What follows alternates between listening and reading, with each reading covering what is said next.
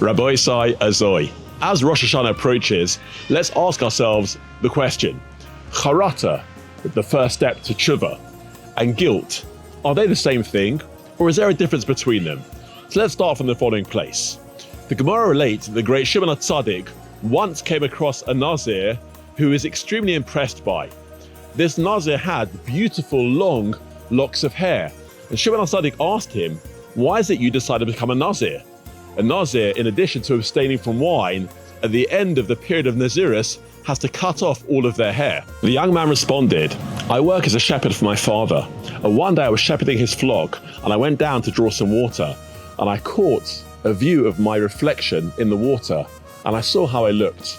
All of a sudden I felt tivers, Yeshivat Ohr overcoming me, and I said, 'Rasha, you wicked man, lama ata miskayeh? Why are you trying to start up with a world which doesn't belong to you?' At that stage, I took the decision I was going to cut off all of my hair, l'shem shamayim, and become a Nazir." Shimon HaTzadik kissed the young man on his head and told him if only there would be more Nazirim like you in Klal Yisrael.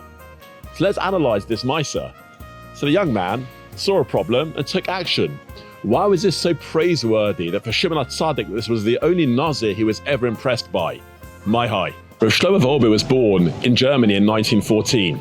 His father was an extremely accomplished professor, linguist, and academic, and had aspirations that his son would go on a similar path. His son, in fact, took a very different path. Inspired by people he met in his youth in Berlin, he went on to go to Yeshiva in Frankfurt and Switzerland, and eventually traveled to the Mir Yeshiva in Poland, where he became one of the closest Talmidim of the great Mashgiach, Rav Yerucham. His life teachings and his Sforim, particularly the 2 volumes of Alei Shor, which took a combined 28 years to write, serve as a bridge from the Mussar of the great yeshivas of pre-war Europe to the needs of today's generation. As Rabbi Salanter said, which Rav Wolbe often used to quote, "Changing yourself without Mussar is like trying to see without an eye." His writings and his teachings give us a practical guide and vocabulary about how to go about changing oneself in today's generation. He writes in Alei Shor there are 4 Sforim which are absolutely crucial for every Ben Torah to learn. Perhaps we would add Alei Shor as number 5 on that list. Maybe less well known are stories of his heroism during World War II. Forced to leave Poland in 1938, he eventually ended up in Sweden, which was neutral at the time, but it was also a hotbed for assimilation. He later testified that every time he would leave his house and kiss the mezuzah, he wondered if he would ever come back as a Ben Torah. But quite the opposite happened. Those years in Sweden actually accelerated his rise to Gadlus. Despite being in his early 20s, he was extremely instrumental in taking a leadership role in trying to obtain visas to allow people to escape the infernos of Europe. It's estimated that over 1,000 Yidden were granted visas thanks to his work.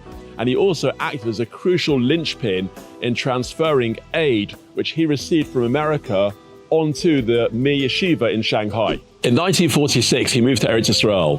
There he married the daughter of the great Mashgiach, Rabbi Avram Grudzinski, the Teres Avram, who had been murdered by the Lithuanians. They started their life in Eretz Yisrael, both of them bereft of a mother and a father, literally with nothing. When the Rebbe's uncle, Rabbi Yaakov Kamenetsky, went to visit the young couple in their early years, he saw the deprivation they lived in. He literally broke down and cried. But they weren't deterred in their mission, and encouraged by the Chazon Ish, Rav Wolbe co-founded Yeshivat Be'er Yaakov, where he served as a mashgiach for 35 years. I'm proud to say that today, our son Akiva is a Talmid in Yeshivat Be'er Yaakov. In 1982, they moved to Yerushalayim, where he founded a Beis HaMussar and gave shmuzin in Kol Yaakov Yeshiva and in the Mir Yeshiva, which I was privileged to attend, as well as in his late 80s, founding the Givas Shaul Yeshiva. Back to the Nazir. What so impressed Shimon HaTzadik about this young man? So Rav Wolbe himself explains that there was a subtlety in how he spoke. When he looked at his reflection, he didn't associate himself with his tivers, with his needs. He spoke in the second person. He said, "Rasha, lama ata, why are you starting up with me?" That meant that he created a distance. He was not his Averis. He was more than that. He was distant from that. He was above that. And in that, Shimon HaTzadik found true Gadlus. Therein lies the difference between guilt on the one hand and charata on the other hand.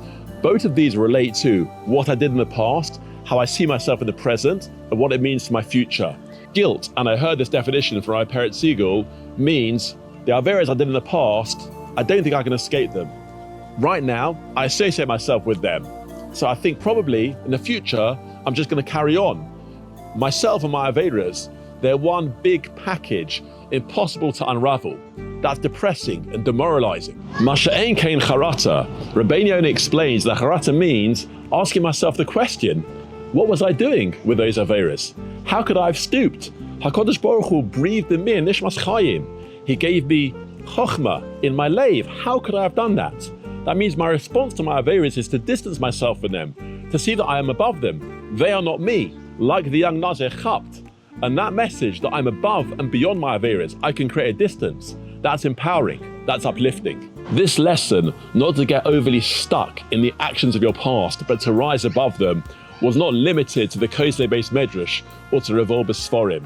Encouraged by his Rabbi, Rav Levenstein, he traveled tirelessly around the country after the 6-Day War, trying to fuel the sparks which had been lit by the miracles the nation had seen, going to army bases and to secular kibbutzim. And in another piece, Rav Wolbe beautifully unpacks Yerushalmi, which indicates that on Rosh Hashana, the main din is not on what we did in the past, but who we really are today on Rosh Hashana, which indicates ultimately who we can all become. Wishing you all a good Shabbos and a Ksiva v'chasima tova.